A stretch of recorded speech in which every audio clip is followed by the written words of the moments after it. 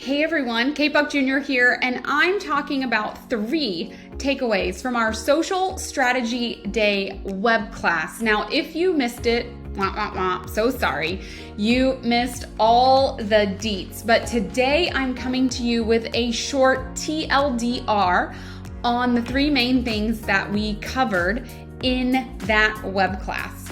And the reason you should keep listening is because these 3 things will radically change your business. If you think about it, we are ending July, which means we are well into Q3, moving into Q4 of the year. And if your business goals are not where they need to be as a social media manager, then you need to listen to these 3 takeaways and think for yourself about how you can apply them in your business.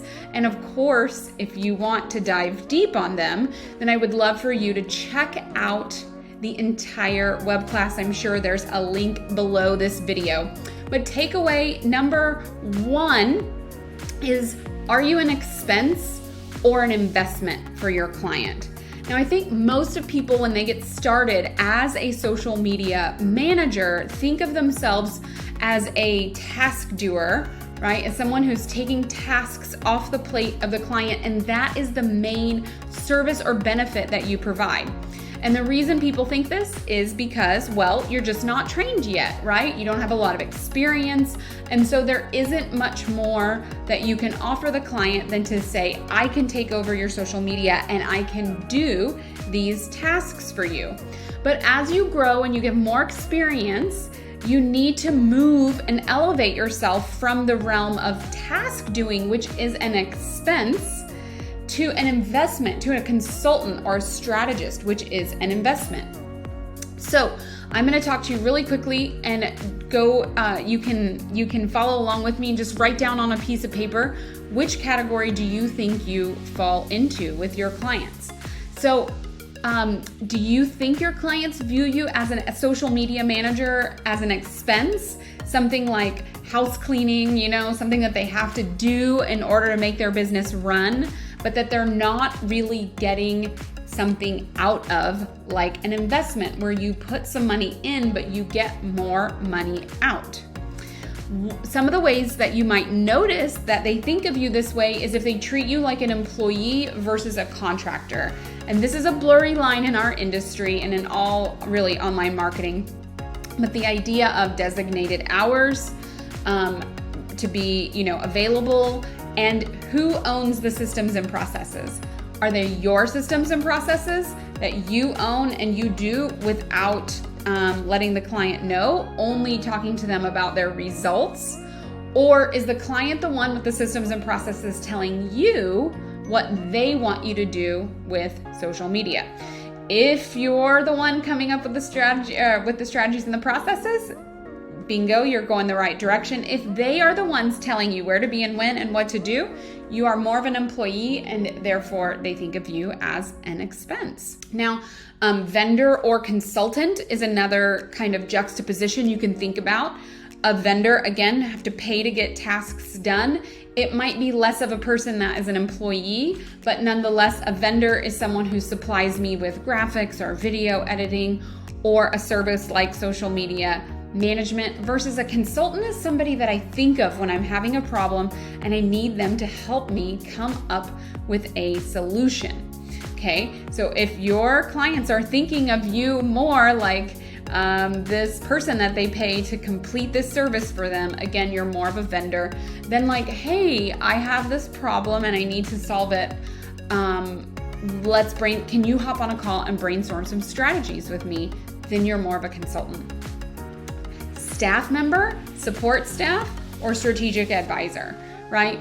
Support staff is like our people who answer our customer support, emails for refunds, logins, help with courses, right? This is our support staff. Or like if you're in live events, this would be like people who, help people get registered, or, people that run errands for us, our virtual assistants, right? This is our support staff. They do support tasks for us, but they're tasks that are lower dollar per hour items that we outsource to people to kind of take on a support role for us so that as an entrepreneur, we can focus on other things. Now, it's a good thing in a business to have, but is that how your clients are thinking about you? Or are they thinking about you more equally, and or maybe even where you're higher than them in this area and you are their strategic advisor? You are on their board of directors. And again, they come to you, you go to them because you've got your finger on the pulse and you're able to guide and direct their company, help them grow in the ways that they want to in order to complete their mission. So take those and tally your results, and then you'll know if you are an expense or an investment, which was takeaway numero uno from our web class. Now, takeaway numero dos is one of my favorites, and I've been talking about this for almost a year now, which is you need to be your own best client. And what that means is no more does it make sense, no more is it workable, no more can you tolerate the cobbler's kids have no shoes excuse. So you need to do your own marketing and you need to be an example of your own work, period, right? So carve that time out in your calendar, do your own strategy, create your own content. Look what I'm being an example of takeaway number 2 right now with this video. And takeaway number 3 was all about moving yourself from being a done-for-you service provider to selling social media strategies before you sell done-for-you services. Now, I believe this is the number one thing that all social media professionals need to do immediately in order to solve that expense versus investment dilemma that you have. When you become the strategic advisor, it's because that's what you sell and that's what you say you sell in your marketing. So you can see how all 3 takeaways start to come together. When you talk about strategy, when you position yourself as a strategist, when you do your own marketing in such a way that you are coming across as a consultant and a strategic advisor and board of directors and all of those words, then when people book a call and they want to talk to you, that's what they are expecting, okay? And then when you get on the phone with them, you can sell them into a strategy which further exemplifies that that is what you do. And that is your main benefit that you can offer. Sure, after your strategy, can you discuss your team helping somebody implement a social media strategy?